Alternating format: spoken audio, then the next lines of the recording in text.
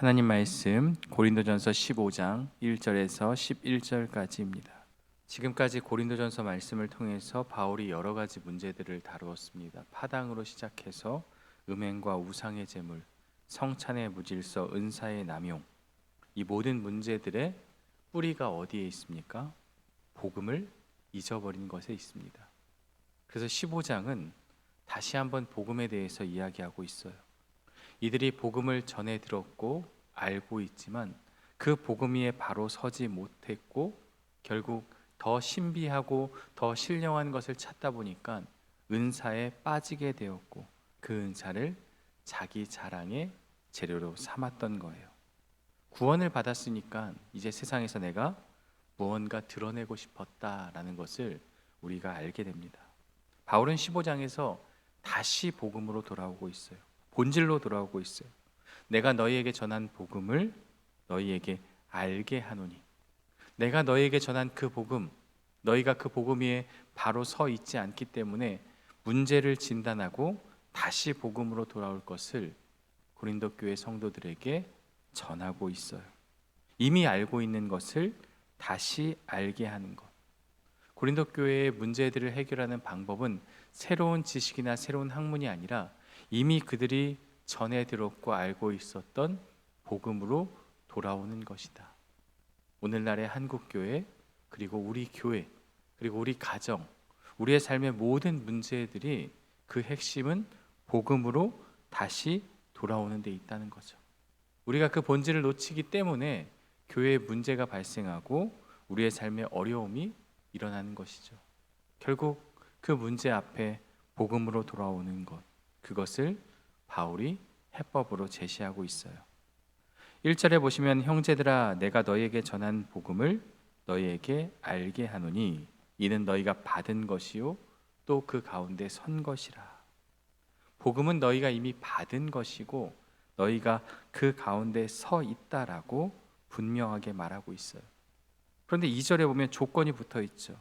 너희가 만일 내가 전한 그 말을 굳게 지키고 헛되이 믿지 아니하였으면, 이 말은 굳게 지키지 않았고 헛되이 믿었다는 얘기죠. 그렇게 반대로 생각을 하면 구원을 받지 못하게 되는 거죠. 로마서에 보면 복음의 핵심을 뭐라고 증거하고 있습니까? 복음은 모든 믿는 자에게 구원을 주시는 하나님의 능력이다.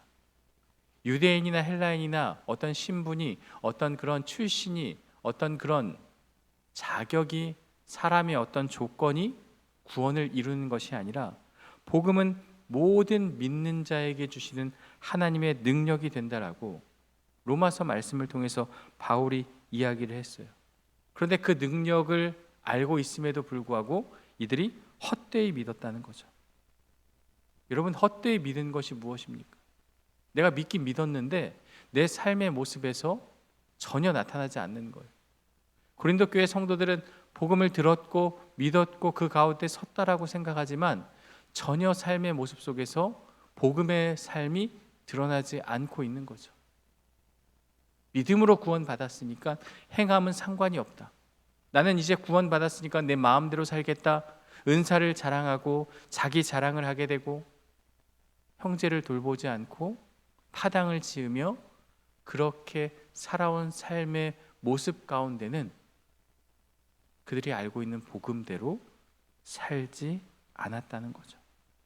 이것이 헛되이 믿는 것이고 복음이 실제로 작동하지 않는 그러한 믿음이다라고 우리가 정의할 수 있어요. 자신들은 이미 구원을 받았기 때문에, 복음을 통해서 구원을 얻었기 때문에, 그래서 더 신비하고 더 놀랍고 더 신기한 것을 추구했던 거예요. 그게 바로 은사라고 여겼고 그 은사를 가져야만 성숙한 신앙이라고 생각을 한 것이죠. 오늘날로 말하면 믿음으로 구원을 얻었기에 행함으로 더 큰 복을 받자, 마치 이런 논리처럼 그들의 마음속에는 이러한 생각이 있었던 거죠. 여러분, 그런데 삶의 모습에서 복음을 드러낸 삶을 전혀 살아내지 못했던 거죠. 믿기는 믿었지만 그 믿음의 모습이 나타나지 않았기에 그 믿음은 잘못된 믿음이라는 것을 바울이 가르쳐주고 있어요. 이제 바울은 3절과 4절에서 복음에 대해서 다시 한번 이야기하고 있어요. 복음이 무엇인가? 우리는 복음을 무엇으로 정의할 수 있습니까? 이 3절과 4절 말씀처럼 3절과 4절 말씀 밖에 복음에 대해서 정의를 내릴 수가 없겠죠. 그리스도께서 우리 죄를 위하여 죽으시고 그리고 장사 지낸 바 되셨다가 성경대로 사흘 만에 다시 살아나사 죽으셨고 장사를 지냈고 사흘 만에 부활하셨다. 여러분, 이게 복음의 핵심이죠. 여기에 뭔가 더 보탤 것이 없습니다. 더 화려한 말을 붙일 필요가 없어요. 그냥 그 사실이에요. 예수님이 십자가에 달려 죽으셨고 장사 지냈고 사흘 만에 부활하셨다. 지금 복음을, 이들이 알고 있는 그 복음을 다시 한번 이들에게 이야기하고 있는 거죠. 예수님이 실제로 죽지 않았고 죽은 것처럼 보였고 그를 추종하는 자들이 죽지 않고 그런 과정 가운데 있었는데 그걸 가지고 부활했다라고 주장했다. 이런 잘못된 이단들의 가르침, 그런 것들이 있었기 때문에 실제로 그 사건이 역사적으로 일어났다는 것을 다시 한번 이야기하고 있어요. 4절의 핵심은요, 성경대로예요. 성경대로 사흘 만에 다시 살아나서 말씀대로, 예언대로, 성경이 기록한 그대로 예수님께서 죽으시고 부활하신 거죠. 우연처럼 이루어진 게 아니죠. 우연히 일어난 사건이 아니에요. 어쩌다가 얻어 걸린 그런 사건이 아니라 하나님이 창세전부터 계획하시고 구약 성경 전체를 통해서 예언하신 그 말씀대로 이루어진 거죠. 예수님의 죽으심과 부활이 중심이 되는 이 복음, 이것이 복음이라는 것을 그들이 알고 있지만 살아내지 않았기 때문에 다시 한번 가르쳐주고 있어요. 5절에서 8절은 이 부활에 대해서 증인들이 있다라고 주장하죠. 바울은 부활의 증인들을 지금 이야기하고 있어요. 너희가 왜 믿지 못하느냐? 이렇게 많은 증인들이 있는데 왜 그 복음을 믿지 못하느냐라고 말하며 증인의 명단을 이야기하고 있어요. 5절에 게바 12제자, 6절에 그 후에 500여 형제에게, 그리고 7절에 야고보 모든 사도, 8절에 맨 나중에 만삭되지 못하여 난 자 같은 내게도 보이셨다. 바울은 자신이 지극히 낮은 자라고 표현하고 있습니다. 지금도 대다수가 살아있다. 증인들이 살아있지 않느냐? 너희가 그토록 강조하는 증거, 증인 충분하다는 거죠. 그런데 바울은요, 맨 나중이라고 얘기해요. 예수님의 부활의 그 그리스도를 직접 목격한 사람, 바울이 마지막이라는 거죠. 이후에 부활하신 예수님을 직접 보았다고 말하는 사람들이 있죠. 지금도 있죠. 그러나 바울이 맨 나중이기 때문에 그 이후에 보았다는 자는 거짓이라는 거죠. 우리가 말씀을 통해서 믿음으로 부활하신 주님을 우리가 믿기 때문에 그것도 보았다라고 정의할 수 있지만, 지금 바울이 얘기하는 것은 직접 그 눈으로 목격한 그 사건을 말하는 거죠. 직접 그 눈으로 목격한 그 자는 자신이 마지막이다. 다메섹 도상에서 만난 내가 마지막이기 때문에 그 후에 만났다고 하는 모든 자는 거짓이라는 것을 분명하게 선포하고 있습니다. 9절에 보면 나는 사도 중에 가장 작은 자라. 나는 하나님의 교회를 박해하였으므로 사도라 칭함받기를 감당하지 못할 자니라. 바울이 자신을 어떻게 소개해요? 사도 중에 가장 작은 자. 8절에서는 만삭되어 나지 못한 자, 부족하고 연약한 자로 자신을 소개하고 있어요. 수없이 많은 교회를 세우고 복음을 전하고 능력을 행사한 바울이 자신에 대해서 이렇게 소개하는 이유가 무엇입니까? 자신의 과거의 모습이 있기 때문이죠.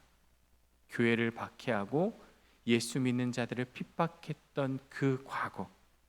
그래서 나는 사도라 칭함받기를 감당하지 못할 자라고 고백하고 있어요.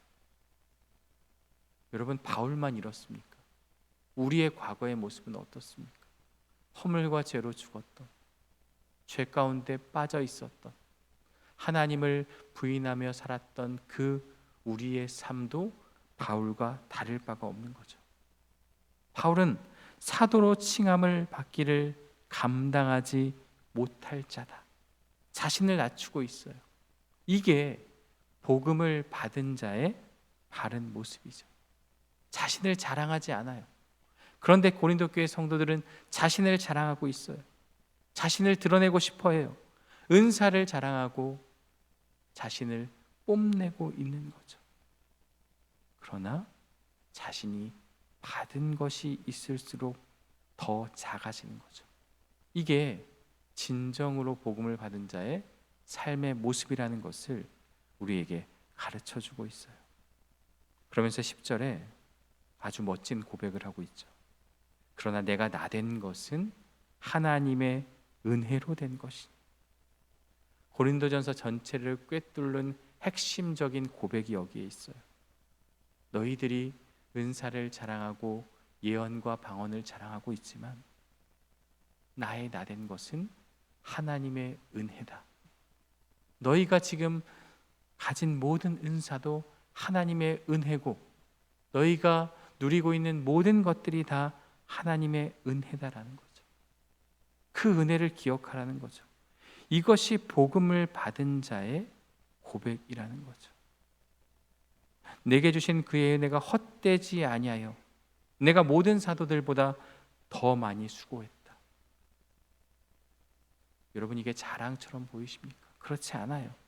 그 다음 말이 무엇을 얘기하고 있습니까? 내가 한 것이 아니라 나와 함께 하신 하나님의 은혜로라. 바울이 얼마나 수고했습니까? 바울이 얼마나 노력했습니까? 복음을 전하기 위해서 얼마나 많은 핍박과 환난 가운데서 그 일들을 감당했습니까? 그런데 내가 한 게 아니래요. 내 자랑이 아니라고 말하고 있어요. 오직 나와 함께 하신 하나님의 은혜다. 내가 나된 것은 하나님의 은혜로 된 것이다. 이게 우리의 믿음의 고백이 되어야 하지 않겠습니까? 이 말이 고린도 교인들에게 도전으로 다가오게 됩니다. 그들은 자기들이 잘났다고, 내가 잘나서 은사를 받았다고 뽐내며 경쟁하며 살았습니다. 내 지식이 뛰어나서 이 자유를 누린다고 고백했습니다. 그러나 바울은 내 모든 수고와 나의 나됨이 하나님의 은혜라고 말해요. 죽도록 일하고도 내가 한 것이 아니라고 고백하고 있어요. 이것이 복음의 능력으로 살아가는 삶의 모습이라는 것을 우리에게 가르쳐주고 있습니다. 우리의 고백도 이렇게 돼야 되는 거죠. 내가 뭔가 한 것 같고 내가 뭔가 뛰어나 보이지만 우리는 사실 이미 죄와 사망 권세에 놓여 있던 자들이에요. 그런 자를 하나님의 사랑으로 건져내셨고 지금 이 순간 복음을 드러내며 살 수 있도록 허락해 주신 분이 바로 우리 아버지 하나님이시기에 그 예수님의 십자가가 헛되지 않게 하기 위해선 우리는 복음을 듣고 알고 끝내는 것이 아니라 내 삶에서 복음을 살아내는 것, 내 삶에서 예수님의 십자가와 부활이 드러나는 것, 이러한 삶을 우리가 살아야 한다는 것을 본문이 우리에게 가르쳐주고 있어요. 마지막 11절 보시면 그러므로 나나 그들이나 이같이 전파하매 너희도 이같이 믿었느니라. 바울이 전하든 베드로가 전하든 야고보가 전하든 아볼로가 전하든 그리스도께서 우리 죄를 위해 죽으시고 살아나셨다는 것은 복음의 분명한 내용이고 그 내용밖에 없습니다. 그런데 이들은 파당을 지었죠. 나는 바울파다, 아볼로파다, 그리스도파다, 베드로파다. 파당을 지을 이유가 없어요. 왜? 사도들이 전하는 복음의 내용은 다르지 않기 때문이에요. 바울이 전한 것과 베드로가 전한 것이요, 다르지 않다는 거예요. 근데 왜 파당을 짓고 싸우냐는 거죠. 똑같은 복음을 전했고 똑같은 복음이 전해졌는데, 물론 전하는 자는 다르지만 그 본질은 같기 때문에 어째서 너희가 갈라서서 싸우고 있느냐라는 거죠. 고린도 교회의 모든 문제의 해결은요, 복음으로 돌아오면 해결되는 문제입니다. 우리의 교회가 문제 가운데 있어요? 어려움을 겪고 있어요? 그럼 복음으로 돌아오면 돼요. 어떤 솔루션을 가지고 어떤 특별한 방법으로 이 문제를 해결할 수 있는 게 아니라요, 복음으로 돌아오면, 하나님께 돌아오면, 본질을 생각하면 모든 문제가 해결될 수 있는 거죠. 형제를 왜 미워합니까? 그 형제보다 더 큰 죄를 진 나를 아버지 하나님께서 예수님의 십자가로 인해서 용서해 주셨는데, 그 용서와 사랑을 받은 자가 어찌 형제 자매를 용서하고 받아주고 포용하지 못할 이유가 어디에 있습니까? 복음으로 돌아오면 다 해결될 수 있다. 복음만이 전부다라는 것을 바울이 해답으로 제시하고 있어요. 너희가 다른 방법 찾을 필요 없다. 너희가 이미 알고 있고 서 있는 그 복음으로 돌아오라. 바울은 그것을 말하고 있어요. 오늘 말씀은 무엇을 우리에게 가르쳐주고 있습니까? 첫 번째는 복음 위에 굳게 서라는 가르침이죠. 나의 나된 것은 하나님의 은혜로 된 것이다. 이 고백이 저와 여러분의 고백이 되어야 하는 거죠. 내가 가진 것, 내가 이룬 것, 내가 누리는 모든 것이 하나님의 은혜라고 고백하는 사람이 복음 위에 서 있는 사람이라는 거예요. 내 능력으로 내가 특별해서 그러한 일을 감당한다고 여기는 순간 복음이 사라지게 되는 거죠. 복음을 굳게 지키지 못하고 헛되이 믿은 것이 고린도 교인들의 문제였습니다. 복음을 받았지만 그 위에 굳게 서지 못한 거예요. 오늘 우리도 날마다 그 복음 앞에 서야 합니다. 그리스도께서 우리 죄를 위해 죽으시고 살아나셨다는 그 사실, 그것이 오늘 내 삶의 기초가 되어야 한다는 것, 우리 모두도 그 복음 위에 굳게 서야 한다는 것을 본문이 말하고 있어요. 두 번째로 복음을 받은 자의 모습이 어떠해야 하는가?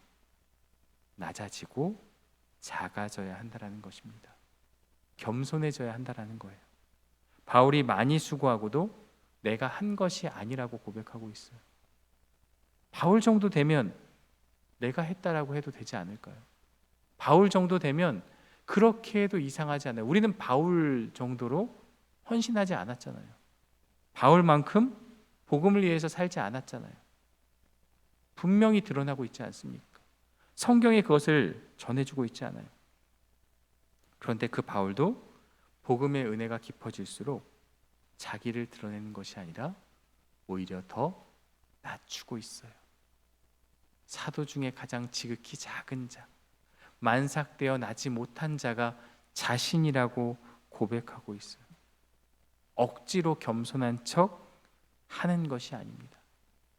내 과거를 알기 때문에, 내가 예수 믿는 자들을 핍박했기 때문에, 그 과거의 거짓된 모습을 알고 있기 때문에 자신을 낮추게 된 거죠.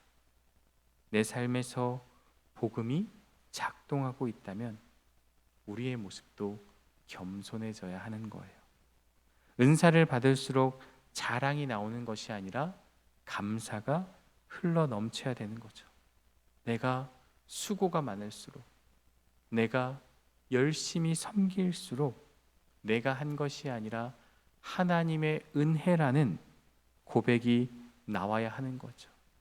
이것이 진정으로 복음을 아는 자의, 복음 위에 서 있는 자의 모습이라는 것을 우리에게 말씀하고 있어요. 생각해 보면, 우리의 신앙의 여정을 돌아보면, 뒤를 돌아보면 뭔가 한 것처럼 느껴질 때가 있어요. 그런데 바울도 내가 한 일, 뒤에 있는 것은 다 잊어버리겠다고 고백을 해요. 어떻게 그걸 잊을 수 있어요? 나도 이렇게 열심히 주님을 섬겼는데, 내 시간을 들여서, 물질을 들여서, 나의 젊음과 그 인생을 들여서 하나님을 열심히 섬겼는데 어찌 잊을 수 있겠어요? 때로는 목사님이, 때로는 성도들이 알아주지 않아서 상처가 될 때도 있어요. 그런데 바울은 내가 이미 한 일은 다 잊어버리고 무엇을 향해 나아가고 있습니까? 앞을 보고 목적을 향해서, 표대를 향해서, 그리스도를 향해서 믿음으로 달려가게 되는 거죠. 우리의 신앙의 모습이 이와 같아야 하는 거예요. 내가 한 것들은 다 잊어버리고, 왜요? 하나님이 하셨기 때문에 하나님을 드러내고 그 하나님의 은혜만을 드러내며 사는 삶, 이것이 복음을 받은 자의 삶의 모습이다 라고 우리에게 말씀하고 있어요. 나의 나된 것은 하나님의 은혜로 된 것이다. 이 고백이 저와 여러분의 고백이 되어야 할 줄 믿습니다. 복음을 굳게 지키고 헛되이 믿지 않으며 말씀대로 죽으시고 말씀대로 사흘 만에 살아나신 예수 그리스도 위에 굳게 서서 흔들리지 않는 저와 여러분들 되시기를 주님의 이름으로 간절히 축원합니다. 함께 기도하겠습니다. 하나님 아버지, 오늘 고린도전서 15장의 말씀을 통해서 많은 것을 돌아보게 됩니다. 그들이 헛된 길로 가는 것은 복음의 그 길에서 이탈했기 때문임을 보게 됩니다. 그들이 알고 있지만 그 복음 위에 굳게 서지 않고, 그들이 알았다고 여겼지만 그 복음을 살아내지 않았기에 그 복음은 헛된 것으로 그들의 삶 가운데 있었음을 우리가 말씀을 통해 보게 됩니다.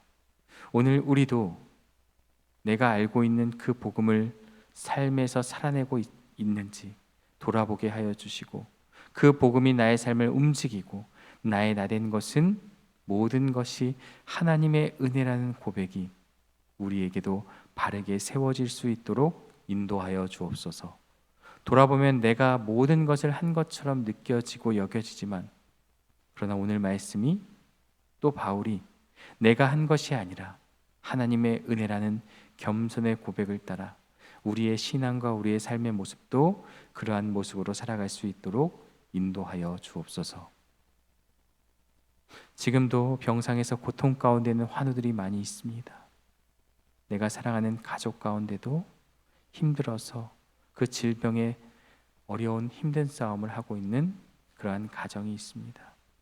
우리가 할 수 있는 것은 하나님께 기도하는 것뿐이니 우리의 간절한 기도, 우리의 그 마음이 환우들과 그 가정에 전달이 되어져서 힘을 얻고 용기를 얻어서 그 투병의 과정들을 이겨낼 수 있도록 인도하여 주옵소서. 삶의 문제와 아픔 가운데 있는 성도들을 기억하여 주시고 하나님의 은혜 가운데 그 모든 것을 잘 감당하며 그 막혀진 문제 가운데서 그리스도가 해답이 되는 것을 기억하며 그 그리스도만을 붙잡고 일어설 수 있는 힘을 우리에게 허락하여 주옵소서. 이제 주일학교의 여름 사역이 진행되어지고 됩니다. 우리의 다음 세대가 하나님의 말씀을 듣고 그 말씀을 따라 행하는 귀한 천국 잔치에 놀라운 은혜를 부어주시고 준비하고 계획하는 교역자와 교사들을 주님 기억하여 주셔서 내가 하는 것이 아니라 하나님께 간절히 기도함으로 힘을 받아 그 사역들을 잘 감당하여 우리의 다음 세대가 진리 위에 굳건히 서는 그러한 놀라운 여름 사역이 될 수 있도록 인도하여 주옵소서. 재정으로 여러 가지 돕는 손길로 하나님 함께하여 주시고 은혜를 더하여 주옵소서. 오늘 하루의 삶도 주님께 온전히 맡기며 예수님의 이름으로 기도드리옵나이다. 아멘.